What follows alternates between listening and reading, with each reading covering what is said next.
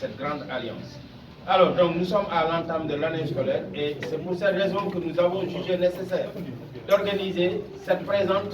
conférence de presse. Et ici, vous avez le camarade Etienne Dongossar qui a été présenté et sa délégation. Et nous avons aussi les camarades du SAEPS.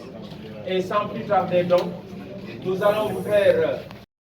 vient d'ouvrir ses portes dans un contexte empreint d'incertitude et de crainte, liés à plusieurs facteurs, parmi lesquels on peut citer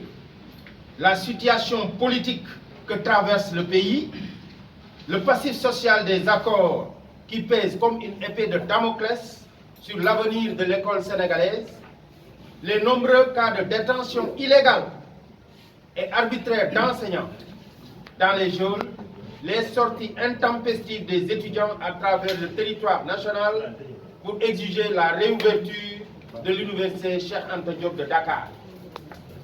Depuis la signature des protocoles du 30 avril 2018 et du 26 février 2022, le gouvernement du Sénégal a clairement affiché sa volonté de renvoyer au calendrier grec la matérialisation de certains accords portant notamment sur le statut, la carrière et la formation diplômante des enseignants, alors que ceux-ci sont plus cruciaux que tous les autres engagements. Concernant le statut des agents décisionnaires, il est aujourd'hui inadmissible et inconcevable de laisser ces derniers continuer à être les victimes expiatoires d'une fonction publique à double vitesse, alors qu'ils sont astreints aux mêmes charges de travail que les autres enseignants. Le louvoiement du gouvernement sur la modification des décrets numéro 74-347 et le numéro 2006-392 doit connaître un terme pour ces dignes enseignants qui ont tout donné pour le système éducatif sénégalais. Ils devraient donc être rétablis dans leurs droits. Par rapport aux questions de carrière, dont les habilitations relatives donc à la production de projets d'avancement ont été retirées. Nous fustigeons par la même occasion la persistance des lenteurs dans le paiement des rappels, contrairement à l'engagement pris par le gouvernement de procéder à l'appurement de cette dette due aux enseignants du Sénégal grâce à la mise en place d'un fonds. Il en est de même pour les questions de catégorisation et de paiement des indemnités qui continuent de plomber la carrière des chefs d'établissement qui, bien que promis à des postes de responsabilité, ne peuvent point jouir de leurs droits. Le gouvernement du Sénégal continue de jouer au dilatoire avec les MEPS, dont la formation en vue de leur reversement dans le code des PCM en EPS vient à peine de commencer après plusieurs mois d'attente. Ces questions de carrière se posent avec acuité dans le secteur de la formation professionnelle et technique et nécessitent une prise en charge diligente.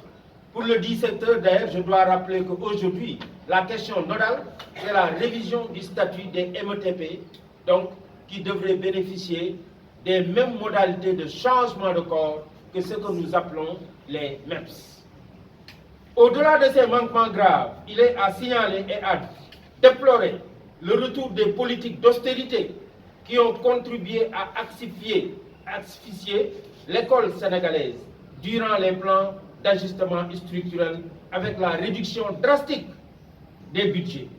des établissements scolaires opérés cette année par le gouvernement du Sénégal. Par rapport à cela, nous devons déplorer l'absence de mesures d'accompagnement, alors que nous savons très bien aujourd'hui que ces budgets ne pourront pas permettre aux établissements scolaires de fonctionner au-delà de 3 mois. Parce que c'est des budgets étriqués qu'il y a aujourd'hui dans les établissements scolaires. Ces restrictions graves et la non-priorisation de l'école expliquent également les nombreux déficits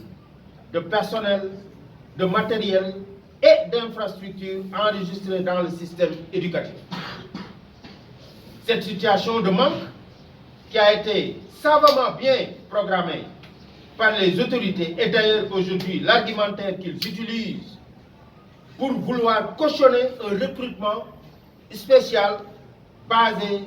sur le copinage et le clientélisme en lieu et place d'un concours en bonne et due forme pour l'enrôlement d'un personnel suffisant. Les syndicats doivent se mobiliser d'urgence pour sonner le glas de ces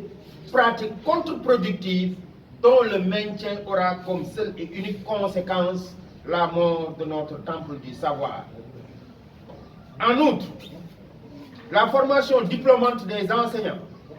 qui devait être érigée en axe prioritaire pour l'amélioration considérable de la qualité de notre système éducatif dans le cadre de la mise en œuvre du programme pour l'amélioration de la qualité, de l'équité et de la transparence, donc le paquet, est relégué au dernier plan. En effet, non seulement le gouvernement nie aux enseignants le droit de se former, mais pire encore, il recrute et injecte dans le système des agents sans formation initiale ni continuée.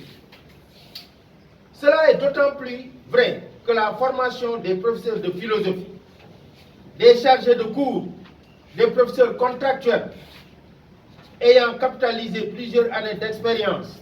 des bénéficiaires de mise en position de stage et des professeurs contractuels issus du recrutement spécial de 2021, initialement prévu en juillet 2023 à la FASTEF, n'a pas encore démarré. Donc jusqu'à présent, nous enregistrons des lenteurs par rapport au démarrage de la formation des professeurs au niveau de la FASTEF.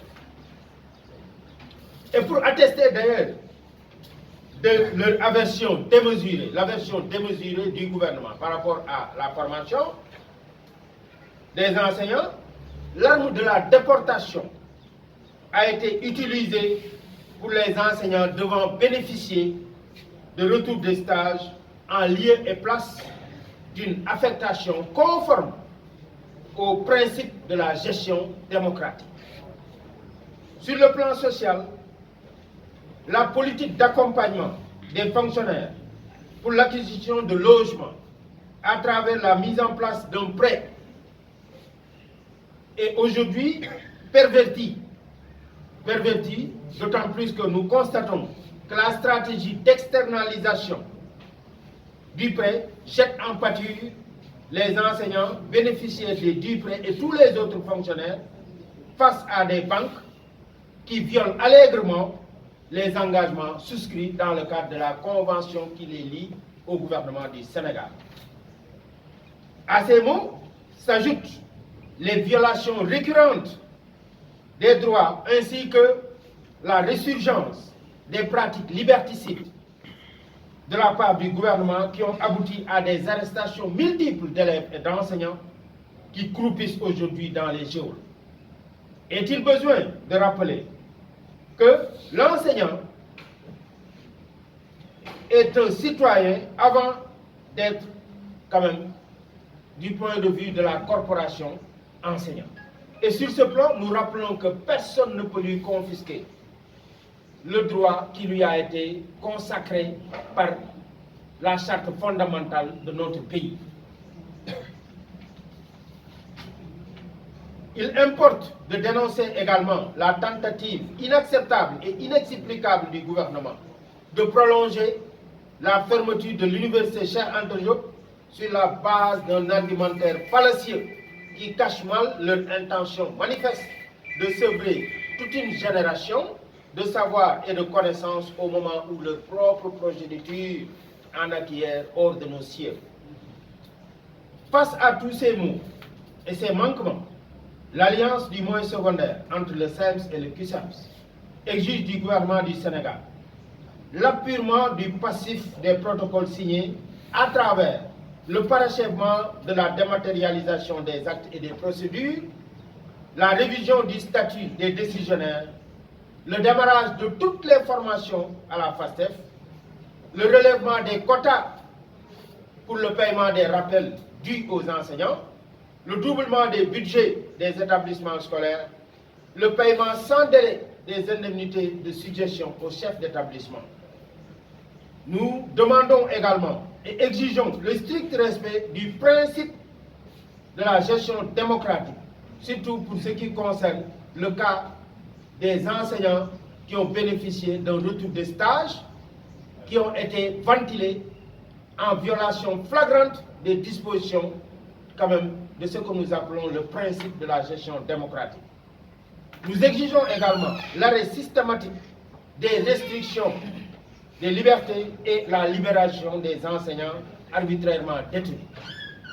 L'Alliance interpelle les autorités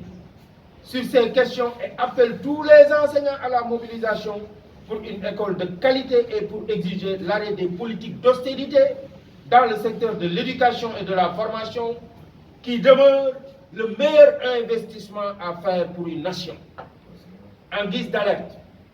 l'Alliance décide d'adresser une lettre d'information au Premier ministre, de déposer un préavis conjoint de grève entre les deux structures syndicales et de décréter la journée du 7 novembre 2023, journée école morte, sur l'étendue du territoire national en guise d'avertissement pour exiger des autorités le respect de leurs engagements et la libération des enseignants arbitrairement détenus dans les prisons. Donc je viens de vous faire l'économie de notre